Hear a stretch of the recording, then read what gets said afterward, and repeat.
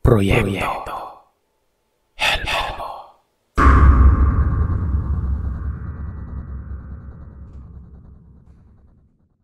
Isang mapagpalang araw sa inyo, Sir Seth.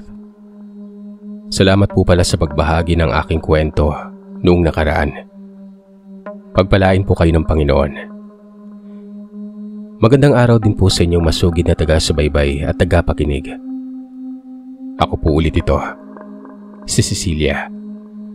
Yung nagpadala ng kwento ni Kunching na may pamagat ng Yanggaw ng Kapitbahay. Nais ko lang din po sagutin ang katanungan ng isa sa mga taga-sumusubaybay.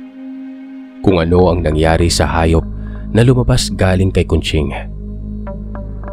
Pinatay po ng albularyo ang hayop ayon kay Lola. Dahil maaari umano itong bumalik doon sa nagmamay-ari nito. Sa pagkakataon na ito ay ibabahagi ko naman ang karanasan mismo ng aking pamilya. Hayaan po ninyo na itago ang mga pagkakakilanlan ng aking angkan at sa angkan na may malaking galit sa amin. May kasalanan kasi kaming nagawa at nakapaminsala ng buhay na hindi naman namin sinasadya. Bueno, Sir Seth. Umpisa na natin kung inyong mamarapatin.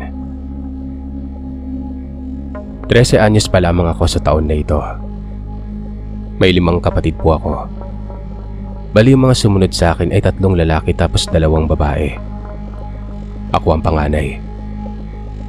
Yung tatay ko ay isang magsasaka. Yung nanay ko naman ay naglalabas sa mga kakilala. Payak at masagana ang buhay na meron kami kahit medyo kinulang o salat kami sa material na bagay o sa pera nun. Isang masaya at malaking pamilya ika nga. Yung bahay namin ay medyo malayo sa kalsada. Dadaan ka muna sa medyo magubat at matalahib na parte bago mo pa marating yung kalsada. Mga 30 minuto na lakaran kung medyo mabilis ka maglakad. Tapos yung parte ng lupain na tinitira namin ay pribado. Hindi po namin pagmamayari. Nakitira lamang po kami sa lupain na ito. May mga saging, niyog at iba pa mga tanim na namumunga. Hindi pa uso ang kuryente kasi mahal pa ang pagpapakabit noon ng kuryente. Pahirapan ang pagpuproseso kaya tanging gasera at lamparelya ang nagbibigay sa amin ng liwanag kapag sumapit ng gabi at madilim na ang paligid. Noon, alas 4 pa lamang ng hapon ay dapat nakasaing ka na. Nakapag-igib na ng tubig at dapat wala na ring bibilin pa sa baryo. Gawa nga ng malayo at madilim ang daan. Kumbaga, kailangang pagsapit ng alas 6 ng gabi, nasa loob na kami ng bahay. Buwan ng Abril, bakasyon noon. Ito yung panahon na sana ay hindi na lamang talaga nangyari. Holy Week. Bali yung tatay ko, Sir Seth, ay hindi na siya umalis ng bahay kapag ganito. Mas pipiliin niya na hindi muna pumupunta sa sakahan. Naisipan niya na magpirmi muna sa bahay noon. Habang nasa bahay naman siya, naisipan naman niyang kumpunihin itong bubungan namin na hindi namin malaman kung anong klaseng hayop ang bumabagsak dito. Gawa ng talagang nabubutas ang bahagi na kinababag sa kanya. At dahil yari lamang sa kawayan at nipa ang bubungan namin at medyo marupok na rin, kaya talagang nasira ito. Kapag humiga ka, halos tanaw mo na yung mga bituin sa lapit pati buwan tuwing gabi. Ginamit muna ng nanay ko yung naipon niyang pera para ipambili ng materyales na gagamitin sa pagkukumpuni ng bubungan namin. Yung nanay ko, likas na masino pagdating sa pera. Tanda ko pa yung isang dipang kawayan na alkansya niya. Tapos bibiyakin kapag kapuno na ito ng tigsi 5 at tigsi 10 na barya. Lunes, Abril 14. Nagumpisang kumpunihin ng tatay ko yung bahay namin. At kasama niya sa pagkukumpuni ang 2 kong kapatid na lalaki. Bata pa lamang po kasi sila pero batak na sa pagtatrabaho. lalo na sa pagkukumpuni ng kung ano-ano. Huwebes, Abril 17. Halos patapos na sa pagkukumpuni ang bubungan ng bahay namin. At itong petsa nga na ito ay nangyari ang hindi namin inaasahan. At aakalain na makakapinsala ng buhay na hindi naman namin sinasadya. Alas 3 ng hapon, masaya naming pinagsaluhan ng nilagang hilaw na saging na isasawsaw sa ginisang bagoong. Alam na mga Bisaya ito, yung ginamos. Ang panulak pa namin noon ay mainit na kaping mais. Alas 4:30 ng hapon, abala noon ang tatay ko sa pagligpit ng mga gamit na ginagamit sa pagkukumpuni ng bahay namin. Biyernes Santo na kasi kinabukasan noon at bawal di umano ang paggamit ng matatalim na gamit.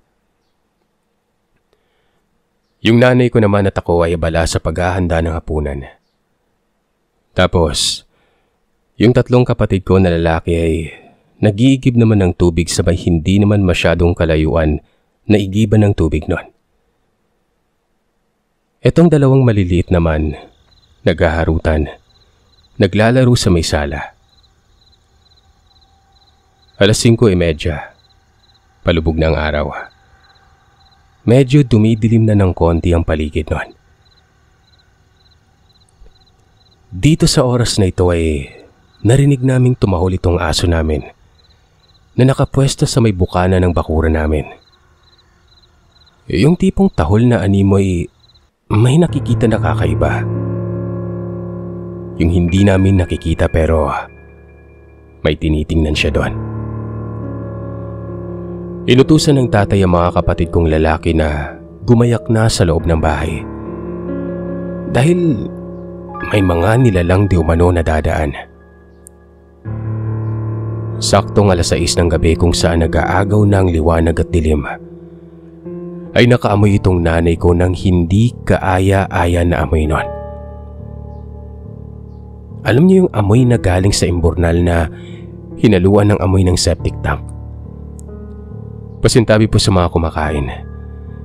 Pero yun bang mas gugustuhin mo na lamang na wag huminga dahil nakakasulasok ang amoy ng mga yon.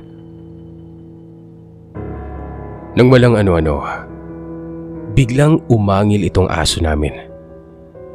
At saksi kami sa kung ano ang nakita ng aso namin nun.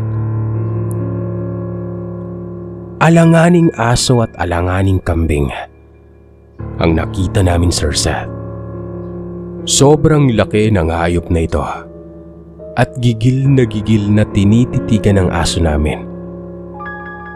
Kung nakakita na kayo ng anak ng kalabaw na may edad na 3 buwan mula sa pagkapanganak, ganun kalaki kung ihahalin tulad itong nilalang na ito. Dire-diretso itong tinungo ang beranda ng bahay namin at binangga ang pintuan na hanggang bewang ang taas nun. Palakad-lakad ito sa loob ng beranda ng bahay hanggang sa binabangga na ng nilalang na ito ang mismong pintuan ng salas namin nun. At dahil sa yari lamang ito sa kawayan ay unti-unting nasira ang pintuan namin. Sinabi ng tatay ko na ipasok sa kwarto ang mga kapatid kong maliliit. Nang sa ganun ay hindi ito madadamay at kasama nila sa loob ang 2 ko pang kapatid na lalaki nun. Sa tuloy-tuloy na pagkalabog at pagpangga nitong nilalang na ito, ay siyang tuluyan na ng ikinasira ng pintuan namin nun. Hanggang sa walang ano-ano ay nakapasok na ang nilalang na ito sa may sala. Nakikiramdam ito sa amin. Bali ang naiwan sa sala ay ako, nanay ko, tatay ko, at ang kapatid na sumunod sa akin. Habang yung 4 ko pang kapatid ay nasa loob ng kwarto nun. Yung pwesto namin, ako ang nasa tapat mismo ng pintuan, kung nasaan mismo mga kapatid ko. Yung tatay ko naman sa may pintuan papuntang kusina. At yung nanay at ang kapatid ko na lalaki ay nasa bandang kaliwang bahagi ng sala namin noon, malapit sa bintana. Pinapakiramdaman din namin ang nilalang. Lumapit ito sa akin. Inamoy ako. Sinunod niyang nilapitan ay ang nanay at kapatid ko noon. At dahil sa tindi ng amoy ng nilalang na ito, naduwal itong kapatid ko. Pagkaduwal niya, bigla itong sinakmal ng nilalang pero mabuti na lamang at nakailag ito. Kaya dumiretso sa dingding itong nilalang na siyang ikinabutas ng dingding namin, Sir Seth. Biruin mo, Sir Seth, kakaayos lang yung sira naming bubong pero sinira naman yung bahay namin. Perwisyo talaga. Dali-dali namang hinataw ng itak ni tatay sa likuran itong nilalang na ito na siyang dahilan ng pag-angil niya. Kitang-kita ng dalawang mata ko kung paano ito nagbagong anyo. At sa isang iglap, naging isa itong tao. Matapos ng ilang segundo ay bumalik na naman ito sa pagiging hayop na anyo. Bigla naman itong sinakmal ang tatay ko. Pero hinataw ulit siya ng itak. Dahilan para mas lalo itong manggalaiti sa galit. Dito ay nagkaroon ng labanan ng tatay at ang nilalang. Nakipagbuno si tatay ko sa nilalang na ito nang hindi sigurado kung mananalo siya sa laban na yon. Sa kabilang banda ay nagdikdik ng bawang ang nanay ko, Sir Seth. Hinaluan niya ito ng asin na may halo pang katas ng kalamansi. Isinaboy namin ito sa nilalang, kaya napagawi ang pansin nito sa amin noon. Nang akmang susugod na sana ito, ay hindi na nag-atubili pa ang nanay na saksakin ito ng kutsilyo na yari sa tanso. Itong kutsilyo na ito ay galing pa ito sa lola ko. Inihabilin niya ito sa nanay ko. Ang nilalang na ito ay natamaan sa bandang dibdib noon. Alam kong hindi kalaliman ang saksak na tinamo ng nilalang pero pakiwari ko'y hindi nito naiintindihan ang sakit na dulot ng pagkakasaksak sa kanya noon. Umangil ito ng malakas at nooy tinungo ang nawasak na dingding at tuluyang lumayo at lumisan sa bahay namin noon. Nanahimik kami ng ilang sandali. Nakiramdam na baka sakaling bumalik ang nilalang na ito. Hindi na namin naisipang kumain ng hapunan noon. Bunga ng hindi namin maipaliwanag. Ang takot, kaba, at halo-halong pagtataka. Kinabukasan, Biyernes Santo, Abril 18. Abala ang mga taga-baryo sa ginaganap na prosesyon o yung Station of the Cross. Hindi na kami sumabay sa prosesyon dahil sa puyat at pagod pa kami sa nagdaang gabi. Kaya ang ginawa na lamang namin ay nanatili sa bahay at nag-alay ng dasal. Tuwing Biyernes Santo ay may pinapainom sa amin ng tatay ko. Ito yung buto o bunga ng talayib na tinatawag na daat. Hindi ko alam kung ano yan sa Tagalog basta ang alam ko lang na kapag nasugatan ka sa dahon ng halaman na yan ay 2 o 3 linggo bago maghilom ang sugat na ito. Yung nanay ko naman ay gumagawa ng lana o langis na galing sa niyog noon na hinaluan ng asin, dahon ng bawang at kalamansi. Sinasabi ko, Sir Seth, na hindi magugustuhan ng sino man ang amoy ng langis na ito. Pero epektibo siya sa mga sugat o kagat ng mga insekto. Natapos ang araw na ito ng matiwasay. Abril 19, Sabado de Gloria. Tinanghali na kami ng gising. Siguro ay dahil na rin sa pagod, puyat at takot kaya hindi namin namalayan na 10:00 na pala ng umaga noon. Pagdating ng hapon ay inutusan ng nanay ko yung kapatid kong lalaki na bumili ng asin sa baryo. Gawa nga nang naubos na yung asin dahil pinangsaboy namin doon sa nilalang na napadaan noong ika-Huwebes ng gabi. 2:00 nang pumunta sa baryo itong kapatid ko. Nang bumalik ito ay hinihingal pa sa kakatakbo. Sabi nito, may patay umano sa may ilog. Lalaki. Hindi pa umano kilala kung sino. Dahil na rin sa nakiosyoso kami ay pumunta kami sa may ilog nun. Bali 20 minutong lakaran na ay ilog na ito. Yung nakitang patay ay may sugat sa may likod, sa balikat, sa may bandang kilay. At higit sa lahat, sa may dibdib. Na kung hindi ako nagkakamali, sa pwesto na yun sinaksak na nanay ko yung aso na sumugod sa bahay namin. Dumami ang mga tao sa lugar kung saan natagpuan ang katawan. May dumating na nagsasabing kaanak nilang lalaking yon. Isang babae na sa tansya namin ay nasa 40 o 45 na at isang dalagita at binatilyo. Niyaya ako ng kapatid ko na umuwi na dahil hapon na. Manguli na tama ng basin maabtan tanggit sa dalan. Umuwi na tayo ate. Baka maabutan pa tayo ng dilim sa daan. Etong isang kapatid ko ay may ibinulong sa akin na nakita mo yung kwintas ng lalaki. Parang kawig doon sa kwintas ng aso.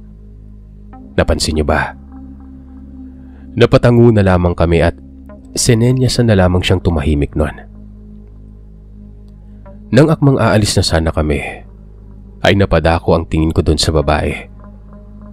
Malalim ang pagkatitig dito sa amin na tila ba may sinasabi sa isipan niya. Tumalikod na ako at umalis na nga nun.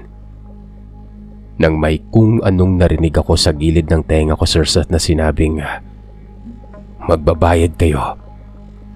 Gagantihan namin kayo. Ibinalik ko ulit ang tingin ko sa kanila at sinabi sa isipan ko na wala kaming kasalanan. Hindi namin sinasadya. Nagbaba ito ng tingin at kitang-kita ko kung paano dumilim ang itsura ng babaeng ito. Tinapik lamang ako ng kapatid ko na sinabing tara na at doon ako naimasmasan. Pagdating ko sa bahay, hindi mawala sa isipan ko ang mga salitang narinig ko noon. Nanatili akong tahimik buong gabi. Habang itong kapatid ko na pangatlo sa amin ay nagkwento doon sa nanay at tatay ko. Literal na malaki talaga ang boses ng kapatid ko na ito. Kaya natahimik yung mga magulang ko sa mga naikwento nitong bata na ito noon. Kinausap ako ng mga magulang ko na kung maaari, manatili kaming gising hanggang madaling araw. At yun ang ginawa namin. Pagkatapos namin maghapunan ay sinadya ko talaga magluto ng sinangag na mais noon. Yung gagawing kape. Mabango ito lalo na kung maayos ang pagkakasangag nito. Gising kami hanggang 4:00 ng madaling araw ng linggo. Sa araw na ito ay kinupo din ng tatay ko yung dingding na nawasak. Tinabingan lang kasi namin ng sako yung dingding at pinalipas ang Biyernes noon. Naging maayos naman ang takbo ng araw, Sir Seth, mula sa mga hindi maipaliwanag na pangyayari. Dumaan ang araw, linggo at buwan, hanggang sa dumating ang isang araw na hindi naming inaasahan na mangyayari pa. Hunyo 20. Maaliwalas, masaya, payapa at payak ang araw na ito. Yun bang hindi mo aakalaing may mangyayari na hindi inaasahan? Nag-aagaw na ang liwanag at dilim nang umuwi galing sa kanang tatay ko. Inilapag niya muna yung mga pinamili niya sa mesa at nagwika ng maaga tayong maghahapunan ngayon. Kasi may mga bisita tayo.